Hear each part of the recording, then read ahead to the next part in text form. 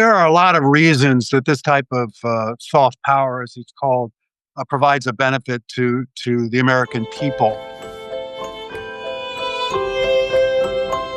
Soft power. Powerful. Soft Power. Powerful stories. Powerful. Soft. Powerful. Stories. This is a bonus episode that I hope will provide some catharsis, at least temporarily, for a certain aunt whose dubiousness, it seems, is matched by her prolific need to ask questions. So in just a second, I will give the keys to this bonus podcast over to dubious Aunt Deb. But first, let me introduce our guests in order. First, Steve Callahan, a retired senior foreign service officer with more than 30 years of global and domestic work for USAID, the Peace Corps, and the U.S. Department of State. Second, Sarah Quinn, a former U.S. Peace Corps volunteer in Morocco, who is currently the director of the Dean Rusk International Law Center at the University of Georgia. Third, John Cebra, a U.S. diplomat with nearly 30 years' experience around the world. And finally, Evelyn LaTorre, a former Peace Corps volunteer in Peru and the author of 2 books. More on all our guests at the end of the program. But now, with reluctance, I have to admit, and a wealth of patience, it's true, I cede the microphone over to our own Aunt Deb.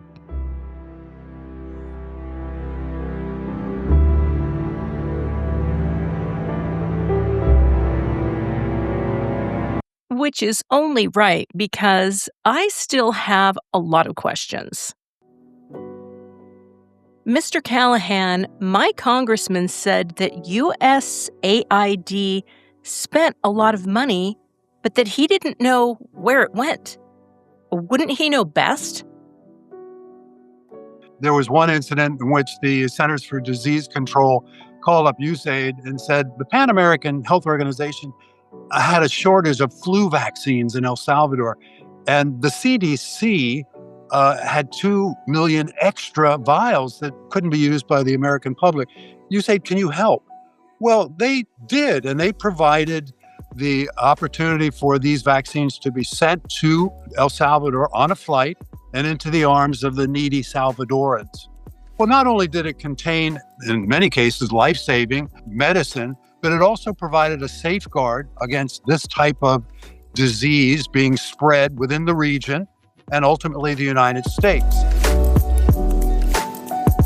And again, it speaks to what we've done in other areas of medicine. I look at the United States government's PEPFAR, which is the President's emergency efforts for AIDS relief in Africa, that has not only saved, I think the number is 26 million lives, but these things, such as AIDS and Ebola, we live in a global environment. This protects our boundaries, the United States. So from a national security perspective, it not only protects the people that we're working with in these countries, but it protects us across our borders. But it also provides an element of friendship and, frankly, a trading partner. We are now working with organizations in Africa that see us as not a lifesaver alone, but also as a participant in helping them be a better provider of services for themselves, which allows us to be a greater trading partner, a greater ally, and have a better relationship diplomatically. So the benefits, given the cost, are of a tremendous value.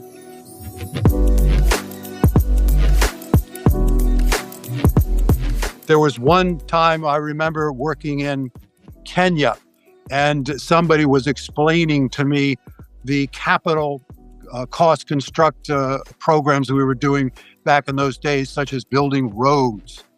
And someone said, I was asked by somebody back home about why are we building a road in Tanzania from out in the country to Dar es Salaam? And I had to explain to him, well, by creating this road, we're allowing the farm products from this part of Tanzania to go to Dar es Salaam, which is a port, allows those products to be shipped not only within the region, but to the United States and Europe, providing them with financial opportunities, increasing their agricultural production, allowing us to be not only trading partners, but allies in the process. So the goodwill that we've done far exceeds any kind of cost for the capital construction projects that we did.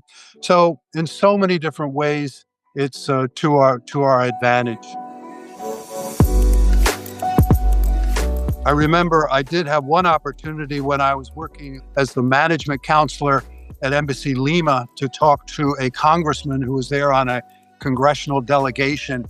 And of course, as the management counselor, I was representing the Department of State, but I was a USAID officer.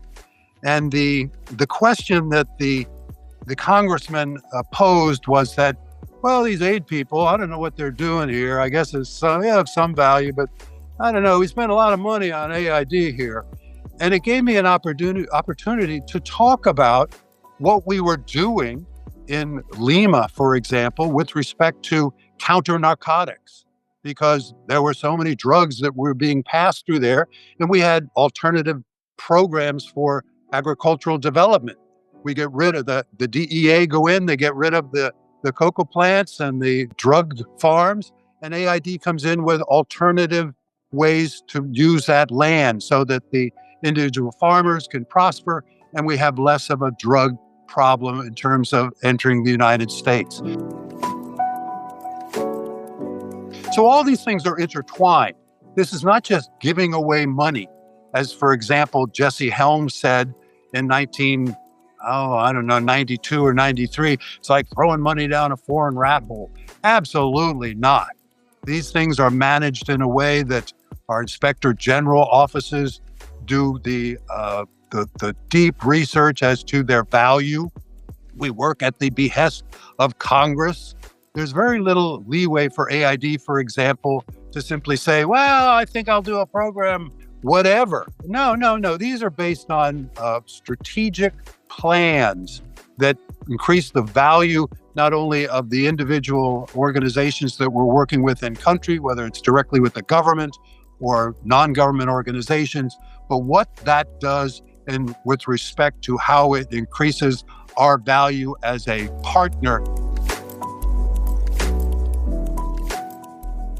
Your uncle wants to know, Sarah, why he needs to be connected to people on a different continent that he will never meet.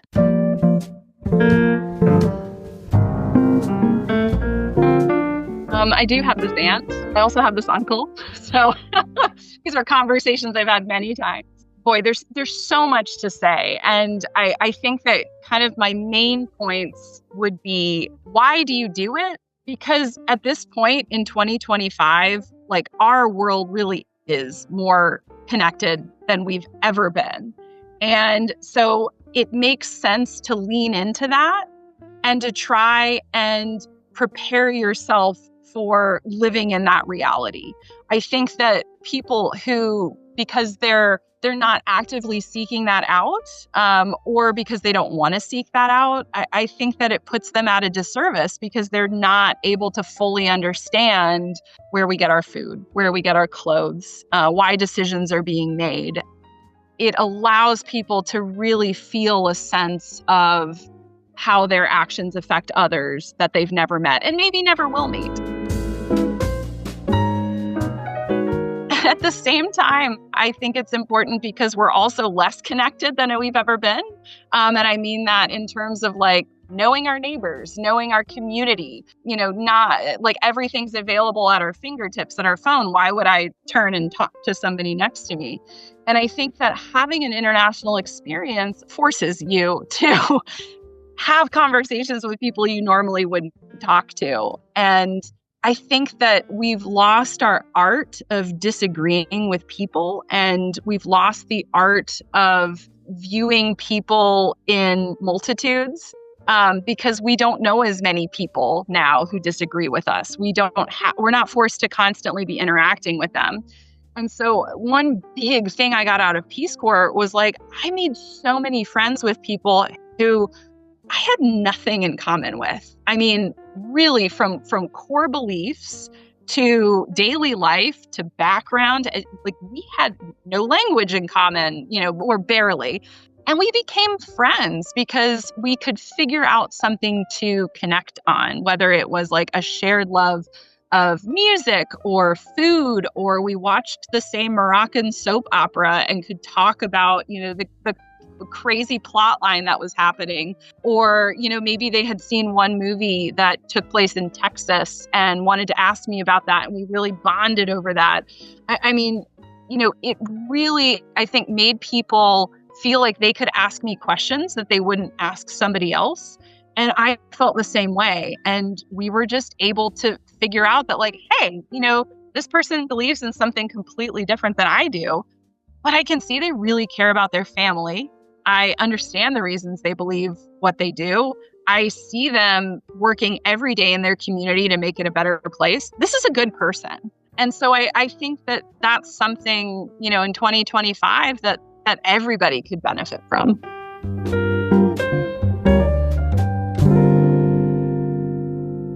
Okay, even if greater connectedness is important, which I'm still a bit dubious about, can you, John, give me something concrete about why this is important? So I think that there are so many of the people that we come into contact with that end up almost loving America more than we do. We may have invited them to programming at the library, or sent them on the IVLP program for 3 weeks. You look at just the number of Fulbrighters around the world that have become heads of state or members of parliament or ministers. I think in the 90s when I was in Poland, a good chunk of the cabinet were former Fulbrighters who liked us and, when push comes to shove, would give us the benefit of the doubt.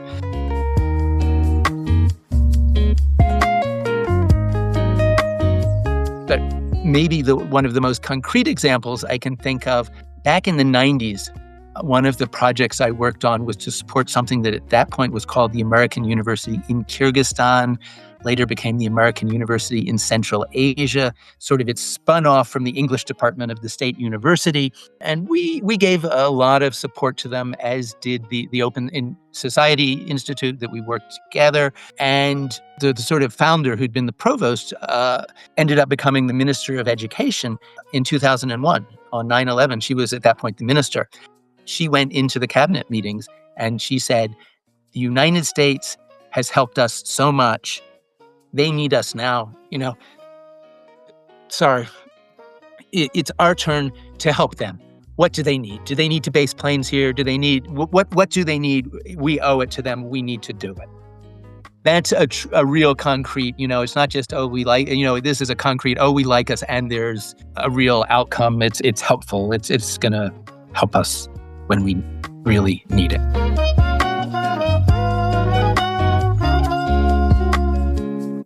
I watch the news, Evelyn, and consider myself well-informed. Why would going to some foreign place make me any smarter? Travel is transformational, and it humanizes people, yourself and other people. And I think it contributes to global stability. And because it's harder to believe the propaganda that you're fed, no matter what country you're in. So, for example, Peruvians got to know Americans. So when they hear stories about ugly Americans or how bad Americans can be, or greedy, for example, they might think that, they can see that we were not. I mean, the Americans they knew were not. We cared about them. They cared about us. And the same thing about Peru. I can remember reading an article in Time magazine. I used to get Time magazine down there, and it was all about the terrorists in my part of the country where I was in Peru in the Peace Corps. I don't think that the reporter was in my area. I think she took what she heard as hearsay. I mean, you get to question. You question a lot more when you aren't just like my parents. I know my parents would say, don't do this and don't do that, and this will happen if you do that, you'll go to hell and all that. Well, eventually you find out, you question.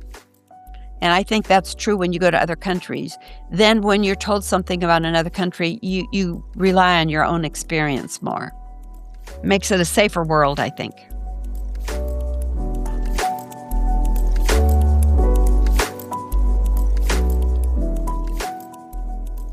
Okay, it wasn't as bad as I thought it might be.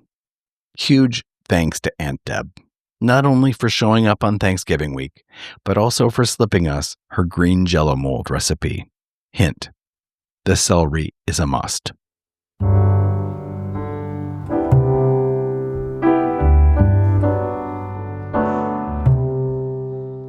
Huge thanks again to our storytellers as well.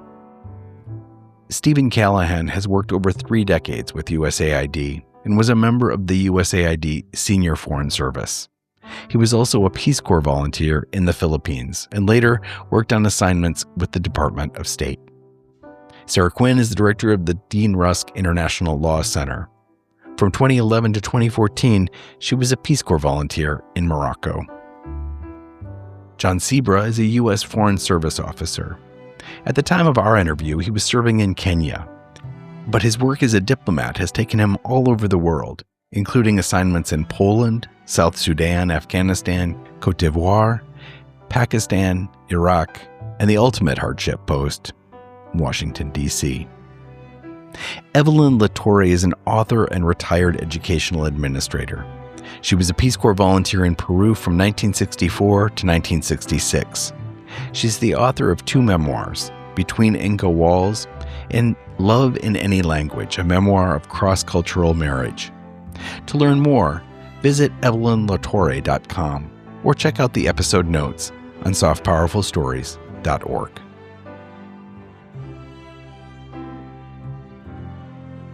Thank you so much for listening. We appreciate it.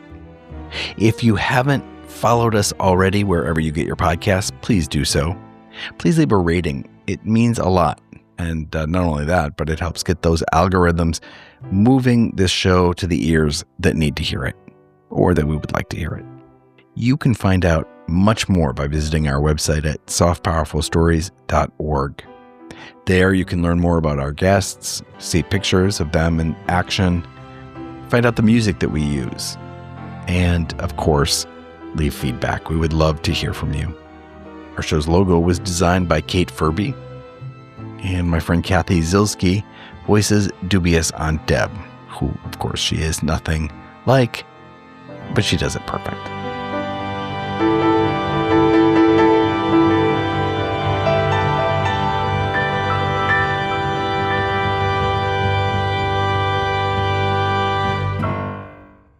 My name is Christopher Wurst. I'm the host and producer of Soft Powerful Stories. Until next time.